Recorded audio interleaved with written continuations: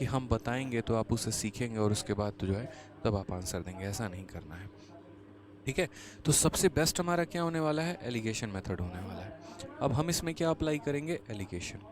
Allegation method जब हम apply करते हैं तो हम कैसे लिखते हैं, देखो बच्चे, इनकम जो होता है वो बनता है किस चीज़ से, एक्सपेंडिचर और सेविंग हमारा दोनों से।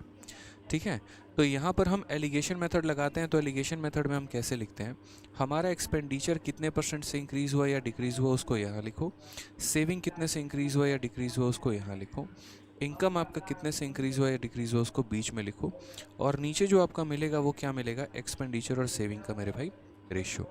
ठीक है, तो कभी भी ऐसे सवालों को जब आप बनाएं तो आप तुरंत ऑन द स्पॉट यहाँ पर क्या करें, फिक्स कर लें कि आज के बाद परसेंटेज का मेरे पास ऐसा सवाल आएगा तो जितना भी मेरे खर्चे का इंक्रीज डिक्रीज है वो मेरे लेफ्ट में रहेगा, जो मेरा बचत का इंक्रीज डिक्रीज है वो मेरे राइट में रहेगा, टोटल मेरे इनकम का इंक्रीज या डिक्रीज मेरे बीच में रहेगा, और यहाँ पर नीचे जो आएगा वो रेशियो आएगा। अब जैसे इस सवाल को हम देखते हैं तो साफ तौर पर यहाँ कहा गया है कि एक व्यक्ति का जो मासिक आय है यानी वो कितना है, 26,500 है, और उसमें से खर्चा कर रहा है वो कितना, 20,500। तो वो खर्चा कितना कर रहा है मेरे भाई, तो आप यहीं से रेशियो ले लिया करो, यहीं से। कभी भी इनके एग्जैक्ट वैल्यू की ज़रूरत नहीं पड़ती है, कौन कितना कमा रहा है और उसमें से जो है कौन कितना खर्च कर रहा है, उसके एग्जैक्ट वैल्यू की कोई भी आवश्यकता नहीं है। आप यहीं से इनका अनुपात ले लेंगे तो ज़्यादा बेहतर है।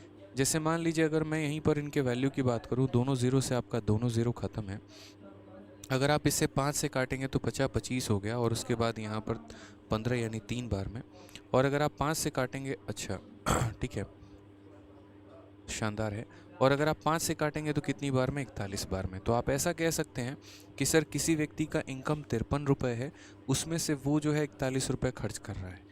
तो मेरे भाई खर्च कितना कर रहा है यहाँ पर देखो, तो बोलोगे सर 41 रुपये वो खर्च कर रहा है, 53 रुपये का इनकम है, 41 रुपये खर्च किए, तो बाकी कितना बच गया, तो बोलोगे सर 12 रुपये।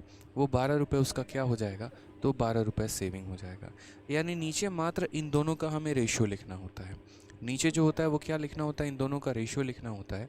तो अगर हम बात करते हैं तो किसी व्यक्ति का इनकम 53 है, उसमें से अगर मान लीजिए वो हमारा 41 खर्च कर रहा है, तो ये हमारा एक्सपेंडिचर और ये हमारा हो गया सेविंग। उसके बाद ये दोनों डेटा हमने लिख दिया, अब ये हमारे 3 डेटा बचते हैं। इसमें देखते हैं, कहा गया कि उसकी आय में 12% की वृद्धि हुई है, तो इनकम में जितने का भी इंक्रीज या डिक्रीज होता है उसे कहाँ लिखते हैं, तो बीच में लिखते हैं मेरे भाई। ठीक है, उसके बाद यहाँ कहा गया है खर्चे में 6% की वृद्धि होती है, एक्सपेंडिचर में हमारा कितना हो जाता है, तो 6% का वृद्धि होता है, और लास्ट में कहा गया बचत में कितने % की वृद्धि हो, तो बचत वाले को यानी सेविंग को कितना मान लो, x मान लो। तो ऐसे सवालों को बनाना आपके लिए बहुत बाएं हाथ का खेल हो जाएगा, बिल्कुल। ठीक है, अब अगर यहाँ देखोगे तो आप क्या बोलोगे, आप यहाँ बोलोगे सर देखो एलिगेशन का मतलब क्या होता है कि बीच वाली वैल्यू 1 से बड़ी होती है। देखो जैसे 6 से ये बड़ा है और जाहिर सी बात है 1 से ये छोटा होगा। तो जैसे हमने यहाँ कहा कि देखो 12 में से 6 घटा दो तो कितना आ गया मेरे भाई, 6 आ गया। 12 में से हमने 6 घटा दिया तो हमारा 6 आ गया। अब अगर हम गौर से देखें तो यहाँ पर ये क्या है, 12 का आधा है। 12 का आधा अगर हमारा 6 है तो यहाँ 41 का आधा कितना हो जाएगा, तो 41 का आधा मेरे भाई 20.5 हो जाएगा। दोबारा से कह रहा हूँ, ये 12 का आधा अगर 6 है तो 41 का आधा हमारा कितना हो जाएगा, 20.5 हो जाएगा। अब यहाँ पर आपको कैसे सॉल्व करना होता है वो देखिए। एलिगेशन में क्या होता है, एक संख्या माइनस करती है तो दूसरी हमारी प्लस करती है।